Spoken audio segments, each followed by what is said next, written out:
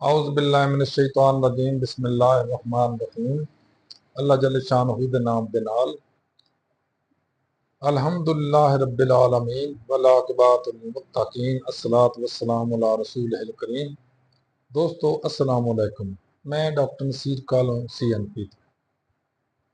दोस्तों तुसीं देखिया होना क्या साडी हुकूमत माशाअल्लाह शुगल मेला मौजां तमाशा और की करके बैठी है। की हो रहा जनाब, आइनी तरमीमा हो रही ने। आइनी तरमीमा केड़ियां हो रही ने पता ही नहीं केड़ियां हो रही हैं। लोगों नाल नगोसीएशन हो रही है, लोगों नाल राय हो मिलती जा रही है, लोगों नाल राय की जा रही, मशवरे किए जा रहे हैं, लेकिन ये नहीं पता कि तब्दीली कद कद च लियानी है की लियानी है। कल थोड़ा जिहा कट्टा खुलिया कि की तब्दीलियां आंदियां। दोस्तों असी लोग इन्ने भोले हाँ, इन्ने सिद्धे हाँ, इन्ने सादा वा कि सानू इन्हां दी चलाकियां दा, हुशियारियां दा, खटकारियां दा पता ही नहीं लगता भी करदे की फिरदे ने। असल मामला की है? असल मामला यह है कि यह हुकूमत जिहड़ी आ ये दो तीन शिकार चार इकट्ठे करने चाहती है, जिन्हां च बहुत घट लोगों को पता भी मामला की है। ज्यादातर लोगों को बशमूल मैं यही सी कि सिर्फ अदलिया के उत्ते वार कर रहे हैं, अदलिया को काबू करने की कोशिश कर रहे हैं, जिस तरह मैं कल परसों एक वीडियो भी की सी। लेकिन मैं बड़ा बगौर जिस वे देखा ना, इनू जरा थोड़ा जहा गहराई जाके देखने की कोशिश की कि मामलात की ने जिन्हों के जोड़े इस हुकूमत नूं या इस बाजीगर ग्रुप नूं तंग कर रहे हैं या परेशानी कर रहे हैं या तकलीफ दे रहे हैं, वो मामलात की ने। तो उस तो बाद ये गल खुली आ कि सिर्फ अदलिया ही नहीं है, और बड़े सारे मसाइल ऐसे ने जिदे वजह तो जो जो इन्होंने किया वे, जो जो कुछ इन्होंने बीजिया वे, वो हुण जिस वे दरख्त बनना मैं उन्हें बड़ी तकलीफ देनी आ। वो कीता की आ? नंबर एक, पहले नंबर ते ला लो कि ये अदालतां दे मगर चढ़े ने कि जिहड़ा है चीफ जस्टिस ऑफ पाकिस्तान, उन्होंने असी अपनी मर्जी ना, यानी वजीर आजम अपनी मर्जी ना लगावे। लो जी, अगर वजीर आजम ने अपनी मर्जी ना लगाना वा चीफ जस्टिस नूं, तो चीफ जस्टिस क्या होएगा? वो तो मिट्टी का मध होएगा, वो तो एक बुत होएगा, जो मर्जी वो करवाई जाएगा वजीर आजम। दूसरे नंबर पर जिन्ने भी जज भर्ती कर रहे हैं वो एक जुडिशियल कमेटी बना रहे हैं, जिदे विच जनाब ये सारे अख्तियारात वजीर आजम नूं दे दित्ते हैं। जिहदा हैड होएगा वफाकी आइनी अदालत, एक नवी अदालत बनाने लग्या वफाकी आइनी अदालत, जिहड़ा काम यह होएगा कि जिन्ने भी लड़ाई झगड़े छड़ दिओ, कतलो गर्द छड़ दो, बाकी जड़े भी मामलात ने, मसलन जिन्ने भी अदालत केस चल रहे हैं इलैक्शन के मुतलका या कानून साजी के मुतलका या इंसानी हकूक के मुतलका, वो सारे केस जड़े आ वो उस अदालत जाया करनगे। वो अदालत की सिलैक्शन कौन करेगा जी? चीफ जस्टिस उस अदालत का जड़ा होएगा वो वजीर आजम जनाब सिलैक्ट करेगा, जिहड़ा मर्जी बंदे नूं चुक के लगा देगा उत्ते, भावें हमदा शरीफ नूं लगा दे तो भावें जिन्हों मर्जी चुक के लगा दे। उस तो बाद वो जो चीफ जस्टिस होएगा वफाकी आइनी अदालत का, वह काम यह होएगा कि अपनी मर्जी ना की उन्हें वजीर आजम की मर्जी ना फिर चार जज थले लाने ने, और वो सारे मुल्क के विच जो भी इलीगैलिटीज होणगी, जो भी कानून शिकनियां होणगियां, जो भी आइन शिकनियां होणगियां, उन्होंने उत्ते कार्रवाई वो अदालत करेगी। उस अदालत ने कार्रवाई की करनी है जी? सारे मामला तो इस हुकूमत के खिलाफ ने। इस हुकूमत के खिलाफ उस जज ने या चीफ जस्टिस ने की फैसला देना? अगे सुन लो, जी दूसरी अदालत सुप्रीम कोर्ट रह जाएगी, वो सिर्फ लड़ाई झगड़े के केसां वास्ते रह जाएगी।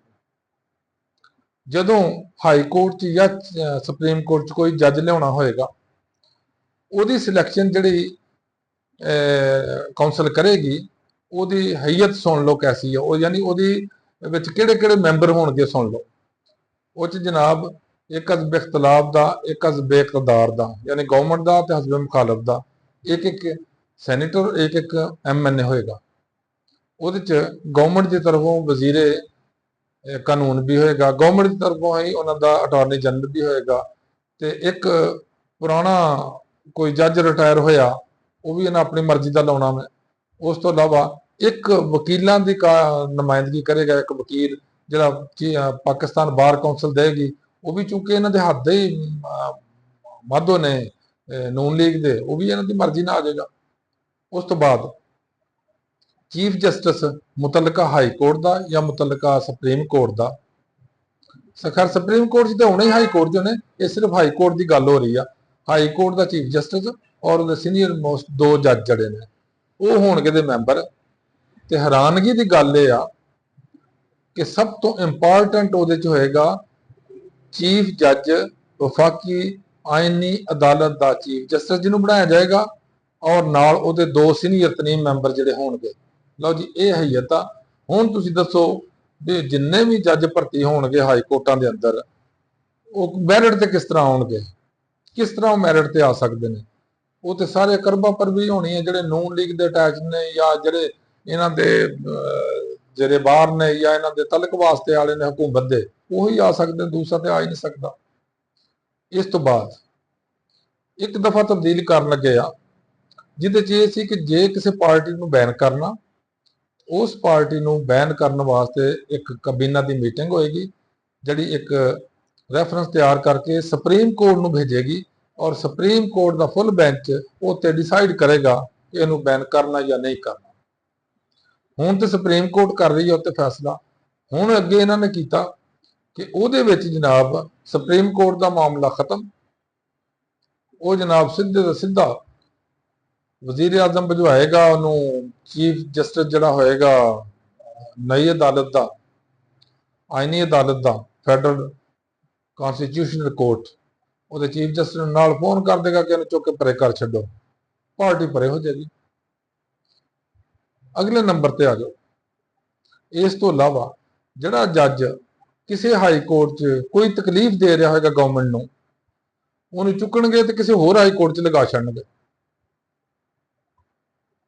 ਇਸ ਤੋਂ ਇਲਾਵਾ ਦੋਸਤੋ, ਇਹ ਹੋ ਗਿਆ ਅਦਾਲਤਾਂ ਦੇ ਮੁੱਕੂ ਠੱਪਿਆ ਜਾ ਰਿਹਾ। ਅਗਲੇ ਨੰਬਰ ਤੇ ਆ ਜਾਓ ਕਿ 5 ਜੱਜਾਂ ਦਾ ਪੈਨਲ ਆਏਗਾ, ਜਿਹਦੇ ਚੋਂ ਚੀਫ ਜਸਟਿਸ ਦੀ ਸਿਲੈਕਸ਼ਨ ਜਿਹੜੀ ਆ ਉਹ ਜਨਾਬ ਪ੍ਰਾਈਮ ਮਿਨਿਸਟਰ ਸਾਹਿਬ ਕਰਨਗੇ। ਤੇ ਪ੍ਰਾਈਮ ਮਿਨਿਸਟਰ ਸਾਹਿਬ ਕਿਹਦੀ ਕਰਨਗੇ ਸਿਲੈਕਸ਼ਨ? ਜਿਹੜੇ ਉਹਨਾਂ ਦਾ ਦਾਇਆਂ ਬਾਜ਼ੂ ਹੋਏਗਾ। ਬਾएं ਬਾਜ਼ੂ ਨੂੰ ਤਾਂ ਕਦੇ ਨਹੀਂ ਕਰਨਗੇ ਨਾ, ਦਾएं ਬਾਜ਼ੂ ਨੂੰ ਕਰਨਗੇ। ਔਰ ਹੈਰਾਨਗੀ ਦੀ ਗੱਲ ਇਹ ਆ, ਤੁਸੀਂ ਦੇਖੋ ਤਮਾਸ਼ਾ ਸਾਡੇ ਸੁਪਰੀਮ ਕੋਰਟ ਨਾਲ ਇਹ ਹਕੂਮਤ ਕੀ ਕਰ ਰਹੀ ਆ। ਇਹ ਕਹਿੰਦੇ ਨੇ ਕਿ 5 ਜੱਜਾਂ ਦਾ ਪੈਨਲ ਹੋਏਗਾ। ਕਿਉਂ? 4 ਜਿਹੜੇ ਜੱਜ ਨੇ ਕਾਜ਼ੀ ਸਾਹਿਬ ਦੇ ਰਿਟਾਇਰਮੈਂਟ ਤੋਂ ਬਾਅਦ, ਉਹ ਇਹਨਾਂ ਦੇ ਮੁਆਫਕ ਨਹੀਂ ਹੈ। ਮਸਲਨ ਮਨਸੂਰ ਸ਼ਾਹ, ਅੱਗੇ ਮਨੀਬ ਅਖਤਰ, ਅੱਗੇ ਆ ਗਏ ਜਨਾਬ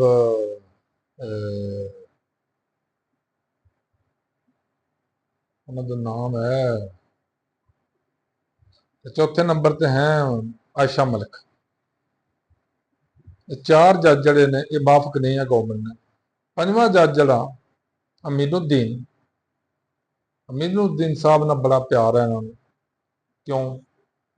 ਉਹ ਇਸ ਵਾਸਤੇ ਕਿ ਉਹਨੇ ਪੀਟੀਆਈ ਦੀ ਕੰਪਲੇਂਟ ਸੀ, ਜਾਂ ਪੀਟੀਆਈ ਦਾ ਜਿਹੜਾ ਸੀ ਸੀਟਾਂ ਦਾ ਮਾਮਲਾ, ਉਹ 'ਚ ਬੜਾ ਅਜੀਬੋ ਗਰੀਬ ਤਮਾਸ਼ੇਦਾਰ ਰੰਗੀਨ ਕਿਸਮ ਦਾ ਜਨਾਬ ਇੱਕ ਨੋਟ ਦਿੱਤਾ ਵੇ ਕਿ ਉਹ ਹਾਈ ਕੋਰਟ ਜਿਹੜਾ ਪੇਸ਼ਾਵਰ ਨੇ ਕੀਤਾ ਸੀ ਉਹਨੇ ਬਿਲਕੁਲ ਠੀਕ ਕੀਤਾ ਸੀ, ਤੇ ਇਹ ਜਨਾਬ ਸੀਟਾਂ ਇਹਨਾਂ ਦੀ ਬਣਦੀਆਂ ਹੀ ਨਹੀਂ। ਉਹ ਇਸ ਵਾਸਤੇ ਬੜਾ ਪਿਆਰਾ ਲੱਗਦਾ ਅਮੀਰੁद्दीन ਸਾਹਿਬ ਕਿ ਉਹਨਾਂ ਨੂੰ ਲਗਾਇਆ ਜਾਏ ਚੀਫ ਜਸਟਿਸ ਆਫ ਪਾਕਿਸਤਾਨ।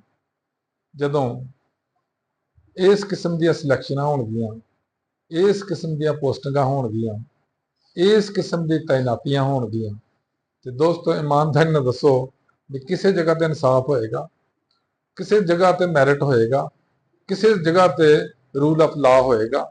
ਨਹੀਂ। ਜਿਸ ਦਾ 45-47 ਦਾ ਰੌਲਾ ਅੱਗੇ ਪਿਆ, ਤੇ ਫਿਰ ਅਦਾਲਤਾਂ 'ਚ 45-47 ਚੱਲਦੀ ਰਹੇਗੀ।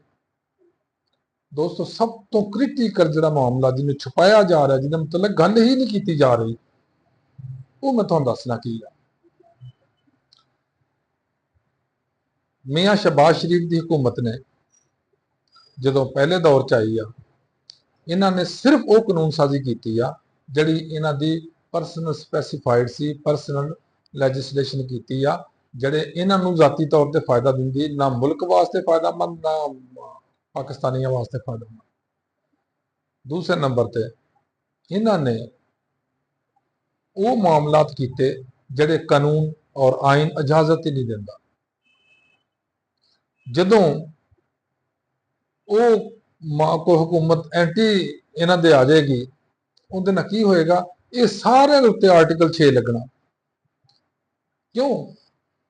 ਜਿਸ ਵੀ ਤਰੀਕੇ ਨਾਲ ਖਾਓ ਮਾਰਸ਼ਲ ਲਗਾ ਕੇ, ਐਮਰਜੈਂਸੀ ਲਗਾ ਕੇ ਜਾਂ ਕਾਨੂੰਨ ਸ਼ਿਕਨੀ ਕਰਦਿਆਂ ਹੋਇਆ ਆਇਨ ਦੇ ਮੁਖਾਲਫ ਕੋਈ ਕੰਮ ਕੀਤਾ ਜਾਂਦਾ, ਆਇਨ ਸ਼ਿਕਨੀ ਕੀਤੀ ਜਾਂਦੀ ਆ, ਤੇ ਉਹ ਬੰਦਾ ਜਾਂ ਉਹ ਬੰਦੇ ਜਿਨ੍ਹਾਂ ਨੇ ਕੀਤੀ ਆ, ਉਹ ਆਰਟੀਕਲ 6 ਦੇ ਤਹਿਤ ਪ੍ਰੋਸੀਡ ਹੁੰਦੇ ਨੇ। ਉਹਨਾਂ ਨੂੰ ਆਰਟੀਕਲ 6 ਲਾਗੂ ਕਰਕੇ ਤੇ ਫਿਰ ਉਹਨਾਂ ਦਾ ਟ੍ਰਾਇਲ ਕੀਤਾ ਜਾਂਦਾ। ਔਰ ਆਰਟੀਕਲ 6 ਦੀ ਸਜ਼ਾ ਮੌਤ ਵੀ ਹੋ ਸਕਦੀ ਆ, ਉਮਰ ਕੈਦ ਵੀ ਹੋ ਸਕਦੀ ਆ। ਔਰ ਇਹਨਾਂ ਨੇ ਉਹ ਕੰਮ ਕੀਤੇ ਨੇ ਜਿਨ੍ਹਾਂ ਤੇ ਆਰਟੀਕਲ 6 ਇਹਨਾਂ ਤੇ ਲੱਗਣਾ। ਮਸਲਨ ਨੰਬਰ 1, ਪੰਜਾਬ ਦੀ ਹਕੂਮਤ ਜਿਸ ਵੇਲੇ ਡਿਜ਼ਾਲਵ ਹੋਈ ਆ, ਸੂਬਾ ਸਰਹੱਦੀ ਜਾਂ ਖੈਬਰ ਪੀਕੇ ਦੀ ਹਕੂਮਤ ਡਿਜ਼ਾਲਵ ਹੋਈ ਆ, 90 ਦਿਨ ਦੇ ਅੰਦਰ ਇਲੈਕਸ਼ਨ ਹੋਣੇ ਸੀ, ਇਹਨਾਂ ਨੇ ਸਾਲ ਨਹੀਂ ਹੋਣ ਦਿੱਤੇ। ਇਹਦਾ ਗਿਲਟੀ ਕੌਣ ਆ, ਇਹਦਾ ਮੁਜਰਮ ਕੌਣ ਆ, ਇਹਦਾ ਮੁਲਜ਼ਮ ਕੌਣ ਹੈ? ਨੰਬਰ 1 ਵਫਾਕੀ ਹਕੂਮਤ, ਨੰਬਰ 2 ਸੂਬਾਈ ਹਕੂਮਤਾਂ ਨਿਗਰਾਨ, ਨੰਬਰ 3 ਇਲੈਕਸ਼ਨ ਕਮਿਸ਼ਨ। ਇਹ 3 ਕੈਟਾਗਰੀ ਜਿਹੜੀਆਂ ਇਹਨਾਂ ਤੇ 100% ਇਹਨਾਂ ਦੇ ਖਿਲਾਫ ਪ੍ਰੋਸੀਡ ਹੋਣਾ ਆਰਟੀਕਲ 6 ਦੇ ਤਹਿਤ। ਫਿਰ ਜੋ ਗੈਰ ਕਾਨੂੰਨੀ ਤੌਰ ਤੇ ਮਾਰਦਾਰ, ਕਤਲੋਗਾਰਤ, ਪਕੜ ਧੱਕੜ ਵਗੈਰਾ ਵਗੈਰਾ ਹੁੰਦੀ ਰਹੀ ਆ, ਇਹ ਵੀ ਕਿਸੇ ਨਾ ਕਿਸੇ ਤਰ੍ਹਾਂ ਅਦਾਲਤਾਂ 'ਚ ਕੇਸ ਜਾਣੇ ਆ। ਇਹ ਸਾਰਿਆਂ ਨੂੰ ਓਵਰਕਮ ਕਰਨ ਵਾਸਤੇ, ਸਾਰਿਆਂ ਨੂੰ ਆਊਟ ਆਫ ਸਾਈਟ ਕਰਨ ਵਾਸਤੇ ਇਹ ਕਾਨੂੰਨ ਸਾਜ਼ੀ ਨਵੀਂ ਕੀਤੀ ਜਾ ਰਹੀ ਆ। ਇਹ ਤਾਂ ਸਾਹਮਣੇ ਨੇ ਨਾ, ਅਦਾਲਤ ਦਾ ਮੁਤਲਕਾ, ਅਦਲੀਆ ਦੇ ਮੁਤਲਕਾ ਜਿਹੜੇ ਤਾਂ ਸਾਹਮਣੇ ਆ ਗਏ ਨੇ ਕਿ ਇਹ ਤਬਦੀਲੀਆਂ ਕਰਨੀਆਂ। ਲੇਕਿਨ ਇਹ ਤਬਦੀਲੀਆਂ ਨਹੀਂ, ਇਹ ਇੰਡਕਸ਼ਨ ਹੋਣੀ ਆ। ਇਹਨਾਂ ਦੇ ਉੱਤੇ ਕਾਨੂੰਨ ਸਾਜ਼ੀ ਨਵੀਂ ਇਹਨਾਂ ਨੇ ਕਰਨੀ ਆਇਨ ਦੇ ਅੰਦਰ, ਤਾਂ ਕਿ ਇਹ ਸਾਰਿਆਂ ਦੀ ਜਾਨ ਆਰਟੀਕਲ 6 ਤੇ ਛੁੱਟ ਜਾਏ। ਇਸ ਵਾਸਤੇ ਇਹ ਉਸ ਚੀਜ਼ ਨੂੰ ਛੁਪਾ ਰਹੇ ਨੇ। ਲੇਕਿਨ ਛੁਪਾਉਂਦੇ ਨੇ ਜਾਂ ਨਹੀਂ ਛੁਪਾਉਂਦੇ, ਲੋਕਾਂ ਨੂੰ ਤਾਂ ਪਤਾ ਹੀ ਹੁੰਦਾ। ਲੋਕ ਗੱਲਾਂ ਕਰਦੇ ਵੀ ਨੇ, ਲੋਕਾਂ ਨੂੰ ਸਮਝ ਵੀ ਆ ਰਹੀ ਹੁੰਦੀ ਆ। ਇਹ ਮਤ ਸਮਝਣ ਕਿ ਲੋਕਾਂ ਨੂੰ ਕਿਸੇ ਚੀਜ਼ ਦਾ ਪਤਾ ਨਹੀਂ ਹੈ, ਜੋ ਕਰ ਰਹੇ ਨੇ ਦਰਵਾਜ਼ੇ ਬੰਦ ਕਰ ਰਹੇ ਨੇ, ਲੋਕਾਂ ਨੂੰ ਪਤਾ, ਲੋਕਾਂ ਨੂੰ ਬਹੁਤ ਪਤਾ ਹੁੰਦਾ। ਦੋਸਤੋ, ਅਗਰ ਸਾਡੇ ਮੁਲਕ ਦੇ ਅੰਦਰ ਇਹੀ ਕਿਸਮ ਦੀਆਂ ਆਇਨੀ ਕਨਸਟੀਟਿਊਸ਼ਨਲ ਅਮੈਂਡਮੈਂਟਸ ਹੋਣੀਆਂ ਨੇ, ਇਸੇ ਤਰ੍ਹਾਂ ਦੀ ਕਾਨੂੰਨ ਸਾਜ਼ੀ ਹੋਣੀ ਆ, ਇਸੇ ਤਰ੍ਹਾਂ ਦਾ ਕਾਨੂੰਨ ਨਾਫਜ਼ ਹੋਣਾ ਵਾ, ਇਸੇ ਤਰ੍ਹਾਂ ਦੇ ਅਦਾਲਤੀ ਫੈਸਲੇ ਹੋਣੇ ਨੇ, ਤੇ ਫਿਰ ਅੱਲਾ ਹੀ ਹਾਫਿਜ਼। ਫਿਰ ਜੋ ਕੁਝ ਹੋਣ ਡਿਆ ਉਹ ਗਲਤ ਤੇ ਨਹੀਂ ਹੋ ਰਿਹਾ। ਫਿਰ ਜੈਸੇ ਲੋग वैसे हुक्मरान, और जैसे लोग जैसे देश वैसा देश। इस तरह ਅਸੀਂ ਭੁਗਤ ਰਹੇ ਹਾਂ ਤੇ ਭੁਗਤਦੇ ਰਵਾਂਗੇ। ਅੱਲਾਹ ਤਾਲਾ ਤੋਂ ਦੁਆ ਕੀਤਾ ਕਰੋ, ਅੱਲਾਹ ਤਾਲਾ ਹਿਫਾਜ਼ਤ ਫਰਮਾਏ ਸਾਡੀ ਵੀ, ਪਾਕਿਸਤਾਨ ਦੀ ਵੀ। ਅੱਲਾਹ ਤਾਲਾ ਆਪਣੀ ਮਿਹਰਬਾਨੀਆਂ ਫਰਮਾਏ ਸਾਡੇ ਤੇ, ਔਰ ਸਾਨੂੰ ਇਨਸਾਨ ਔਰ ਸ਼ੈਤਾਨ ਦੇ ਸ਼ਰ ਤੋਂ ਬਚਾਏ। ਅੱਲਾਹੁ ਅਕਬਰ। ਅੱਲਾਹ ਹਾਫਿਜ਼। अस्सलाम वालेकुम।